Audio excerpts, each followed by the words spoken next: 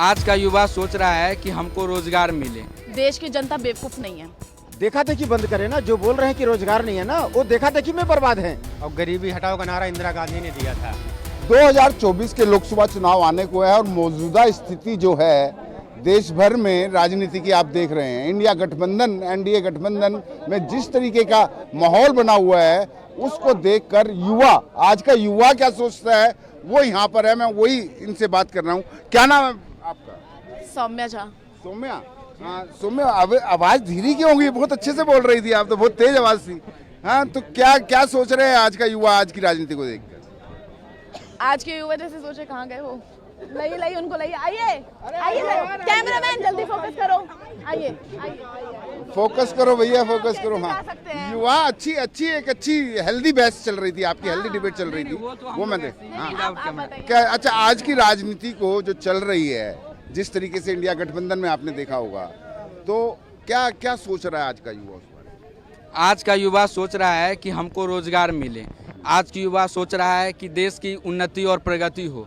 आज की युवा सोच रहा है कि जो देश में जो भ्रष्टाचार है, चाहे देश में जो अमीरी और गरीबी के बीच में एक खाई है ना, उसको कहीं ना कहीं देश में जो नफरत का माहौल है उसको कहीं ना कहीं जो है सो अस्थिर किया जाए, है ना। ये देश की युवा सोच रहा है। ये सोच रहा है जी। तो आप क्या कहती हैं? देखिए, सबसे पहली बात, देश की जनता बेवकूफ नहीं है। देश की जनता सब जानते हैं उनके लिए कौन सी पार्टी सही है, उनके लिए कौन गलत है। ठीक है, इनके हिसाब से कांग्रेस बहुत उपलब्धियां ला रही है। फूड एक्ट लाई कांग्रेस, व्हाइट रेवोल्यूशन लाई कांग्रेस, ग्रीन रेवोल्यूशन लाई कांग्रेस। अच्छा, आप मोदी जी के बताइए, मोदी जी की सरकार ने क्या क्या उपलब्धियां गिना दीजिए, उनकी क्या क्या की? हाँ, सबसे पहले उन्होंने आयुष्मान भारत की उपलब्धि करी। वो भी पूरे देश में लागू नहीं है। पूरे देश में लागू नहीं है। आगे आगे आगे एक बार एक सबसे बात करें। दूसरा, उन्होंने ये जो कह रहे हैं, ये जो ग्रीन रेवोल्यूशन, ये भी भाजपा सरकार का ही है। व्हाइट रेवोल्यूशन, ये भी भाजपा सरकार का ही है। कांग्रेस करप्शन के अलावा कुछ नहीं कर सकती है। ये कहने की बात है, कोई पकोड़ा नहीं तल रहा है, सबको रोजी रोजगार है। देखिए, सबसे पहले बात है ना कि यहाँ जो है ना हमारे विदेशी कहाँ से हैं? मैं उड़ीसा से हूँ। मेरा नाम इंद्रदेव है।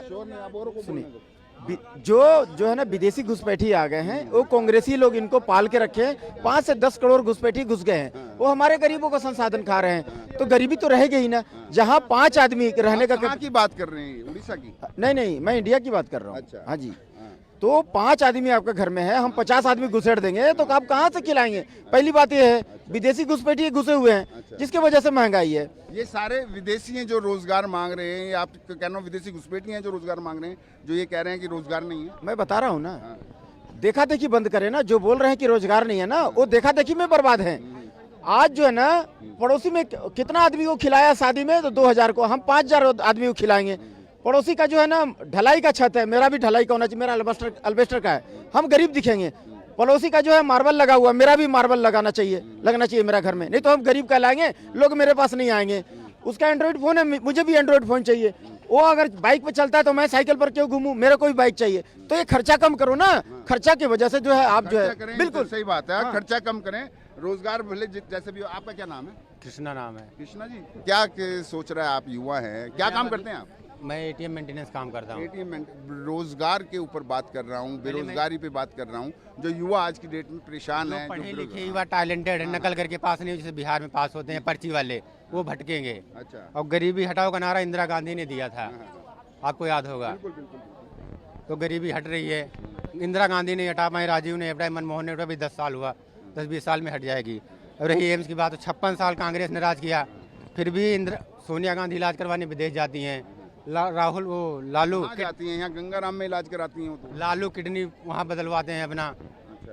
तो ये कहाँ, ये क्यों नहीं बनवाए? स्वास्थ्य मंत्री, मुख्यमंत्री सब लालू रहे, एक भी बढ़िया हॉस्पिटल नहीं बना जिसका अपना खुद का इलाज करवा पाए हो। तो मोदी सबका जिम्मेदार है। ठीक है। और बाकी और लोग हैं जो कि बात कर रहे हैं। सरदार जी एक आप हैं। सरदार जी, क्या नाम है आपका?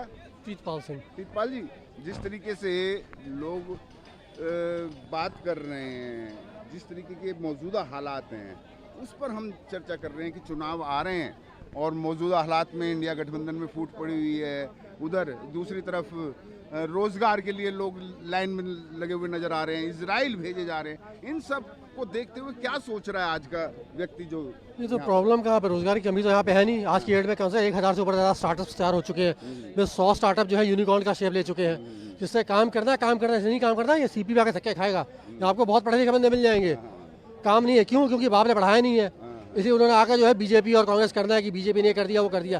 भाई तुम्हारी औकात नहीं पढ़ने की, तुम जो हो पढ़े लिखे हो नहीं, तो गलती मोदी की नहीं ना। कल को तुम्हारा बाप मर जाएगा, बोले गलती मोदी की, अम्मा भाग जाएगी, गलती मोदी की है, तुमने कुछ किया नहीं है। प्रॉब्लम ये है।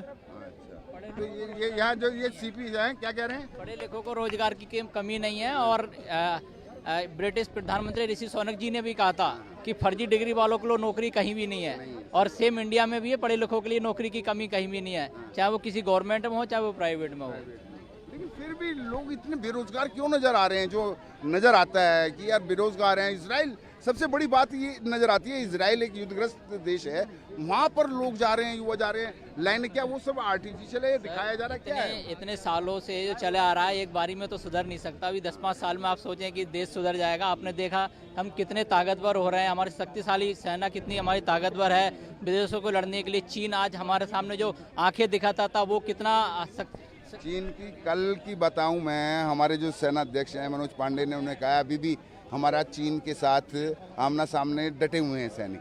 ठीक है, चीन कहाँ से डर रहा है? चीन आप ये देखिए ना, अभी अयोध्या में राम मंदिर हुआ तो उनकी सेना ने हमारे साथ जय श्री राम बोला। ये झुकने वाली बात है, नहीं तो वो जय श्री राम नहीं हमको और आंखें दिखाते। आज जो हमारे सामने कितने झुके हुए ये देखिए आप। पहले भी देश में इंदिरा आवास योजना के तहत आवास मिलती थी। इससे पहले भी देश में right to food security act के तहत लोगों को 5 राशन मिलती थी। आज इन्होंने बताया था राहुल गांधी के लिए जो वो भारत न्याय यात्रा कर रहे हैं, भारत जोड़ो न्याय यात्रा कर रहे हैं। भारत जोड़ो न्याय यात्रा शायद इनको पता नहीं होगा। वो यात्रा इसलिए किया जा रहा है क्योंकि आज देश में जो नफरत फैलाया जाता है, जिसमें राहुल गांधी ने कहा था कि हम नफरत के बाजार में मोहब्बत की दुकान लाएंगे। तो सबसे पहले मणिपुर में इतनी बड़ी हिंसा हुई थी, लेकिन आज तक मणिपुर में प्रधानमंत्री जी नहीं गए। नहीं उनका एक बार 36 सेकंड का उनका एक ये मीडिया में आया हुआ था ना। अरे सुनिए ना, मैं बता रहा हूँ।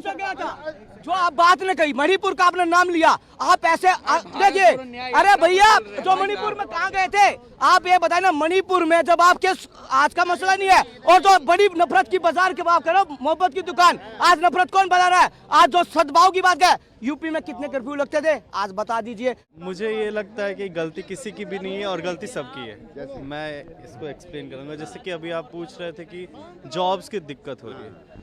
देखिए, पहली बात तो ये हमें समझनी होगी कि जॉब्स जितना उत्पन्न कर रहे हैं हम लोग ग्रेजुएट्स, इतना जॉब्स उत्पन्न करना पॉसिबल नहीं है। और इसी के लिए आप जैसे कि इजराइल का बात कर रहे थे कि इजराइल भेजा जा रहा है, तो आप इस चीज़ को इस तरीके से देख सकते हैं ना कि ये एक इनिशिएटिव है। क्योंकि देखिए, इतना सारा जॉब्स हम लोग नहीं कर सकते, तो जहाँ पर रिक्वायरमेंट्स है, हमारे पास युवा स्किल है, ठीक है, तो हम उसको भेज के उस देश की रिक्वायरमेंट भी पूरी कर रहे हैं, जिससे हमारा जो है क्या बोलते हैं, वहाँ की करेंसी हमारे में आएगी। ठीक है, इसको क्या बोलते हैं, फॉरेन करेंसी। हाँ, फॉरेन करेंसी हमारे में आएगी। तो मुझे नहीं लगता कि, और हालात पे डिपेंड करते हैं, लोग कुछ पढ़ पाते कुछ नहीं पढ़ पाते। फॉर्चुनेटली मैं पढ़ पाया, तो मुझे ये चीज़ कभी दिमाग में नहीं आती कि मैं कुछ करूँगा नहीं। ठीक है, तो मुझे लगता है लोगों को अपनी शिक्षा को बढ़ाते रहना चाहिए। लेकिन जिस तरीके से युद्धग्रस्त देश है और वहाँ पर लोग जा रहे हैं, तो कहीं ऐसा लगता है यार, हाँ यहाँ पर बेरोजगारी कुछ ज़्यादा ही हो गई है, इसलिए लोग अपनी जान की भी परवाह नहीं कर रहे हैं। नहीं, बेरोजगारी वो बात नहीं है। बात ये है कि उनका डिमांड है। ठीक है, कोई भी किसी कंट्री में अगर किसी बाहर के लोगों को बुला रहा है ना, तो उसके पीछे बहुत सारे फैक्टर्स होते हैं। उनमें एक सुरक्षा का फैक्टर सबसे ज़्यादा इंपॉर्टेंट होता है। और फॉर्चुनेटली हमारी कंट्री इस बारे में बहुत सोचती है, जैसा कि आपने यूक्रेन में भी देखा था। तो मुझे अपने सरकार पे पूरा भरोसा है कि वो अगर यूक्रेन में से सबको बुलाया था, युद्ध हुआ था, हमारी सरकार ने, मोदी सरकार ने सबको सही सलामत लेकर आए थे, लेकिन अब इजराइल में भेजा जा रहा है। ये मुझे लगता है ना कि जो डिप्लोमेट्स हमारे, उन्होंने सोच समझ के कुछ फैसला लिया हो कि उनको जब सेफ लगा होगा। ठीक है, तो हमें अपने सरकार पे, अपने ब्यूरोक्रेट्स पे भरोसा करना चाहिए। जी जी, बिल्कुल सरकार पर भरोसा करना चाहिए कि जिस तरीके तरीके से इजराइल में क्या कह रहे हैं, क्या कह रहे हैं, बोलिए। हाँ, इंडिया की बात करें ना, इजराइल से कहाँ सर आप इंडिया के लोग ही इजराइल जा रहे हैं बेरोजगार, उनकी बात कर रहा हूँ सर। मैं यही बोलना चाह रहा हूँ, आप इंडिया में देखिए, इंडिया में आप यूपी चले जाइए, अभी 52,000 यूपी हरियाणा की ही बात कर रहा हूँ, वहीं के युवा जा रहे हैं। सर जाएंगे ना, जब वो पढ़ लिख के बाहर बनेंगे, कोई MBBS बनेगा। आप देखिए यूपीएससी का रिजल्ट कितना अच्छा है अभी। क्या नाम है आपका? मेरा नाम पुष्पेंद्र है। पुष्पेंद्र भाई, शायद आपको जानकारी नहीं है पूरी। मैं बात कर रहा हूँ कि जो इजराइल में जो लोग एज अ मजदूरी करने, एज अ इलेक्ट्रीशियन, जो भी जॉब मिल रहा है उसके लिए वहाँ पर जा रहे हैं, क्योंकि वहाँ पर युद्ध चल रहा है।